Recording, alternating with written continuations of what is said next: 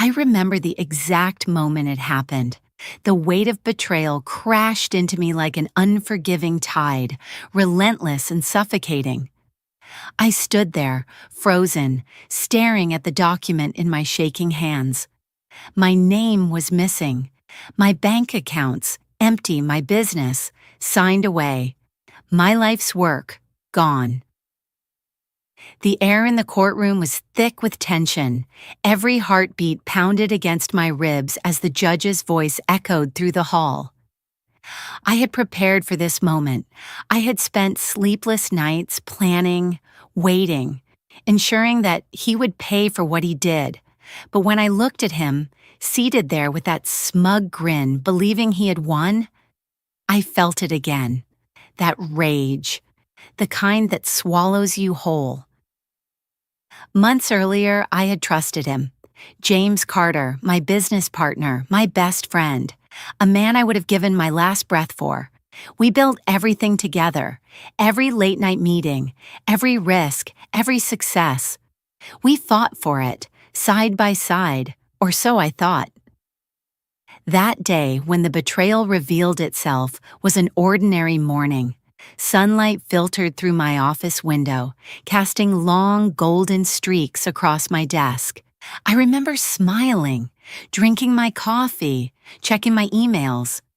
Then I saw it, a legal notice, a transfer of ownership, my company under his name. My stomach twisted, my breath turned shallow. There had to be a mistake. I clicked through the documents, searching for a loophole, a missing detail, something that would undo this nightmare. But every line confirmed the unthinkable. James had stolen everything. I tried to call him, straight to voicemail. I drove to his house. The gates were locked. By the time I reached our lawyer's office, the truth had already settled into my bones. It was no mistake. He had been planning this for months, forging documents, manipulating records, wiping me from the company like I never existed. The weight of it crushed me. I had nothing left, no business, no home, no way forward. And then I saw the press release. James Carter, now the sole owner of our empire, stood before cameras delivering a speech about his success. His words were polished, confident, rehearsed. He spoke about integrity, vision, hard work. I nearly laughed. He was lying through his teeth, and the world believed him. I should have crumbled. I should have let it break me. But something inside me refused to die.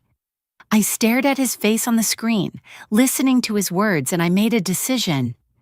He had taken everything from me. Now I was going to take everything from him, piece by piece, and when I was done, he would have nothing left. I still remember the first day I met James Carter. He walked into my tiny office with nothing but a dream and the confidence of a man who believed the world already belonged to him. Back then, we were just two young entrepreneurs with a vision that would change everything. We worked tirelessly, night after night, fueled by cheap coffee and blind ambition. The company was our lifeline, our creation. I trusted him. Every decision we made, every risk, every investment, I let him handle it. Contracts, finances, negotiations. He had a way with people, a charm that made you believe he would never steer you wrong. I was the architect, the builder, the one who turned our dreams into something real. But James? He was the face, the voice, the strategist, and I let him be. Because why would I ever doubt him? There were signs, small, quiet warnings that I ignored, late-night meetings that I was not invited to, phone calls that ended the moment I walked into the room. His excuses were always smooth, effortless. Nothing to worry about, just handling some details. Trust me, I have got it under control. And I believed him, because he was my best friend, because he was family. The company flourished. We built an empire from nothing, secured major contracts, expanded to new markets, made deals that put us among the best.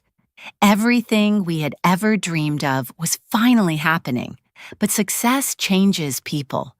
I saw it in the way he carried himself, the way he spoke, the way his smile never quite reached his eyes anymore. He started dressing differently. Tailored suits, designer watches, expensive cars that appeared overnight. The kind of wealth that did not match our earnings. At least, not on my books. "We deserve this," he would say, waving away my concerns. "You work too hard worrying about numbers. Just enjoy the ride." But the ride was not built for two. The first real crack in our foundation came at a corporate event. Investors, clients, competitors, all gathered under one roof. I walked in expecting to see our company's name in lights, but instead the banners, the branding, the speeches, everything was his, not ours. His, James Carter, the sole genius behind our success, the man with the vision, the drive, the relentless pursuit of greatness. I was barely mentioned, a side note in the empire that I had helped build. I should have confronted him then. I should have seen the writing on the wall, but I told myself I was overreacting. It is just PR. He knows the truth. I pushed it aside, swallowed my pride, and convinced myself that James would never betray me, until the day he did, until the day I woke up and everything was gone. My name, erased, my bank accounts, empty, my company, his. And I was left standing in the wreckage of a life I no longer recognized, realizing far too late. James Carter had never been my friend. He had been my executioner. And now it was my turn to return the favor. I stared at the empty bank account. The numbers blinked back at me. $0, 0 cents. My throat closed. My pulse pounded. The reality of it settled into my bones. I had nothing left. James had taken everything. I checked again, hoping it was a mistake. Refreshing the page, calling the bank, running through old emails. But the truth did not change. The funds were gone. The assets liquidated. The company accounts redirected.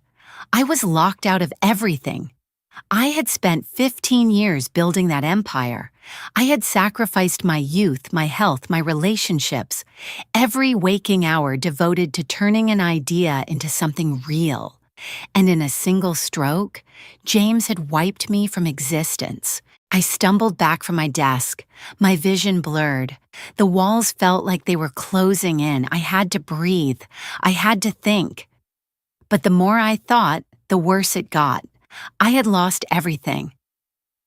I pulled up my phone, called his number, straight to voicemail, again and again. Then I saw the press release. James Carter standing in front of flashing cameras, shaking hands, grinning like a man who had never known struggle. A monumental success, the article read. James Carter, visionary entrepreneur, takes full ownership of his groundbreaking company, securing its future.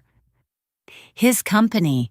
He spoke with confidence, dripping in false humility.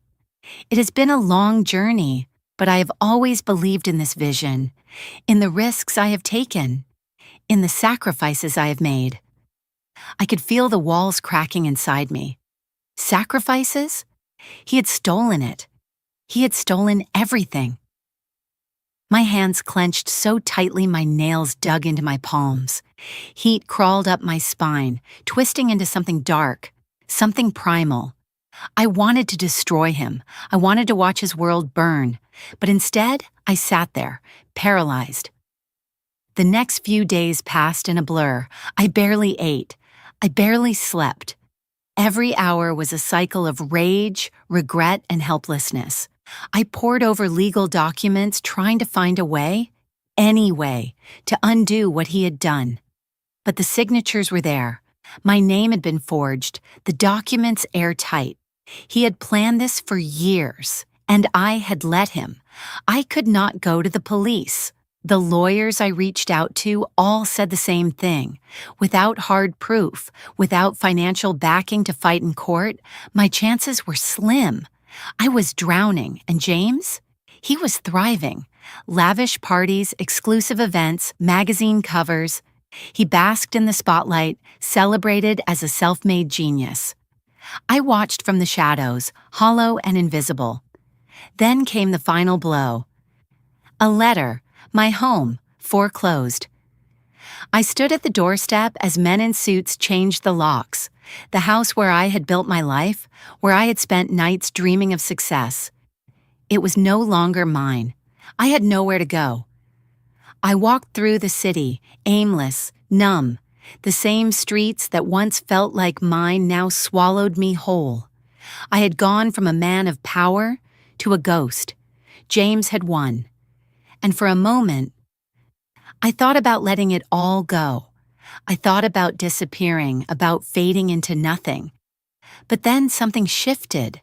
As I stood there watching a billboard flash James Carter's name in bright, blinding lights, I felt it, a spark, a whisper in the back of my mind. Number he did not get to win, not like this. He had taken everything from me, but I was still standing, and as long as I was standing, I could still fight. That night, I did not sleep. I did not cry. I did not grieve. I planned, because James Carter had just made the worst mistake of his life. He thought I was finished. He thought I was powerless, but he had forgotten who built that empire in the first place. And now, I was going to tear his world apart, piece by piece. The first thing I did was disappear, not physically, but on paper, online, in the world James Carter thrived in. I wiped myself from existence. No social media, no bank accounts in my name, no digital trail. He had taken my money, my company, my home. But what he had not taken was me. And that was his first mistake. I spent weeks studying him, his movements, his patterns, his weaknesses. James was arrogant. He believed he was untouchable.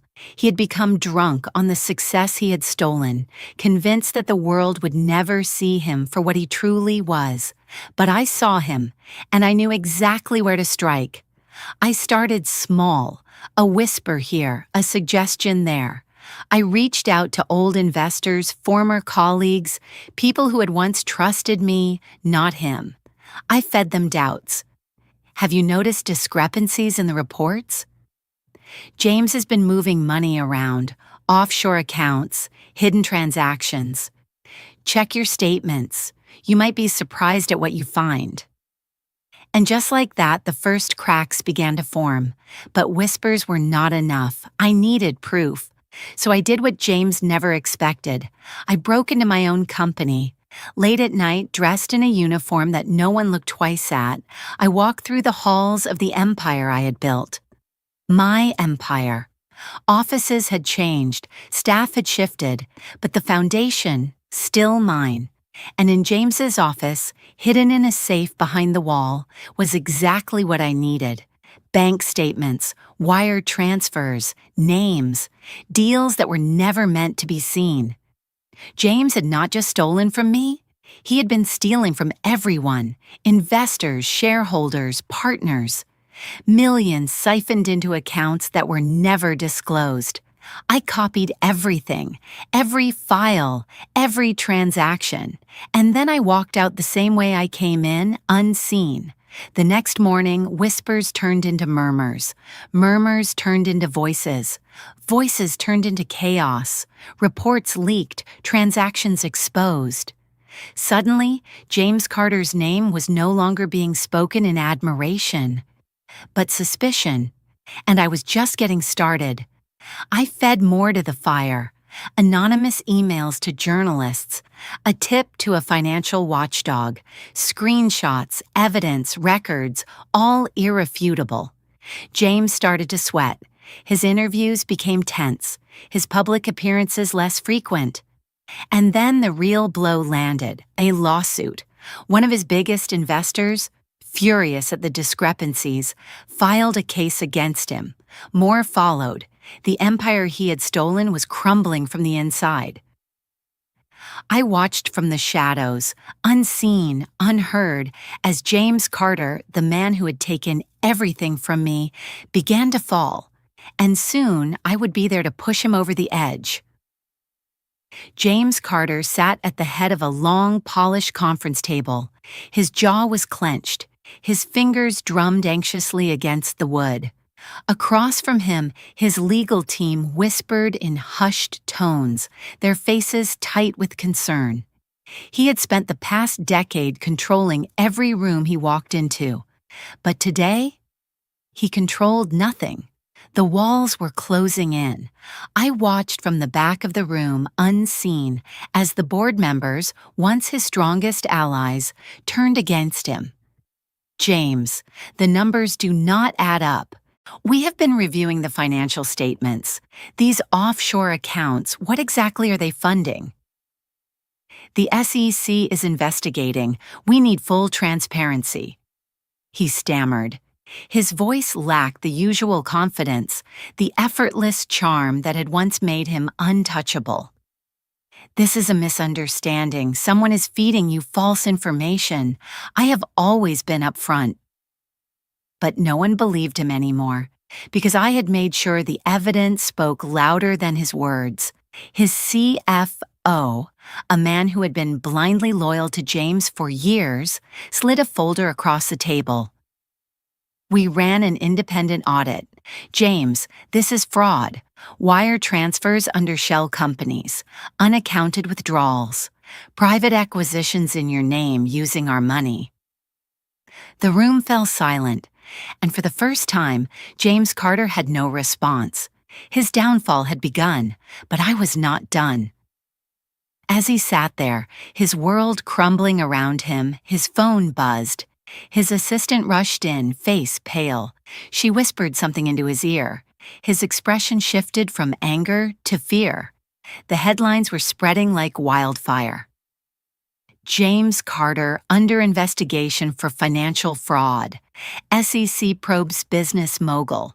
James Carter for embezzlement.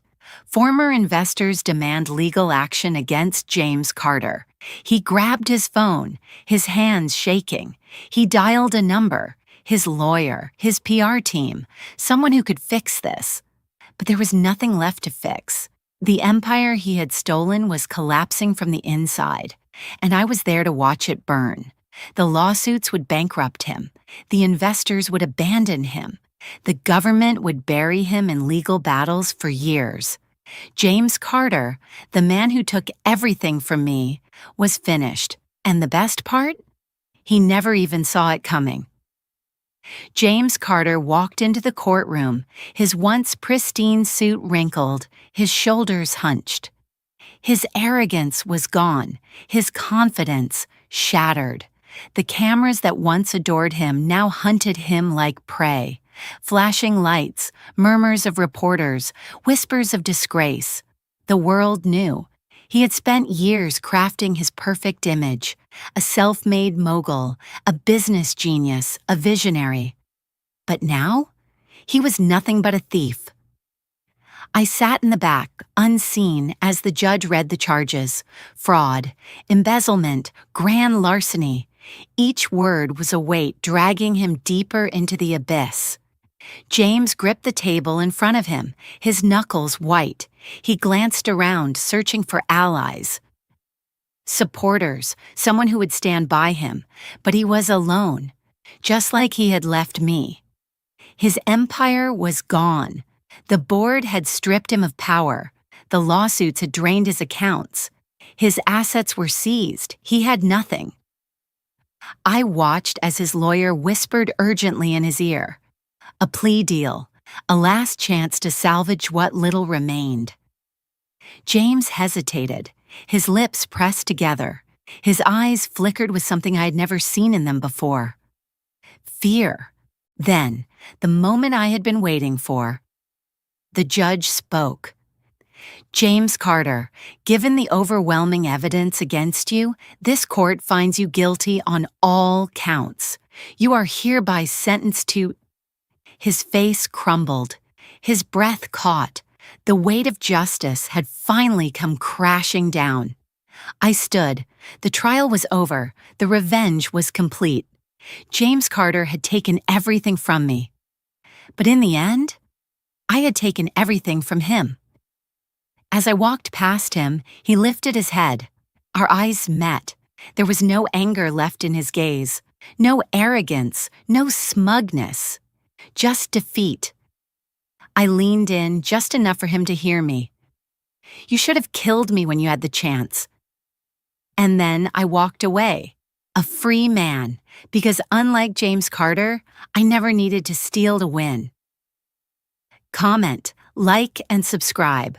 If you enjoyed this story and want more gripping tales of revenge, betrayal, and justice, make sure to like this video. It helps us bring you more powerful stories. Comment your thoughts. What would you have done in this situation?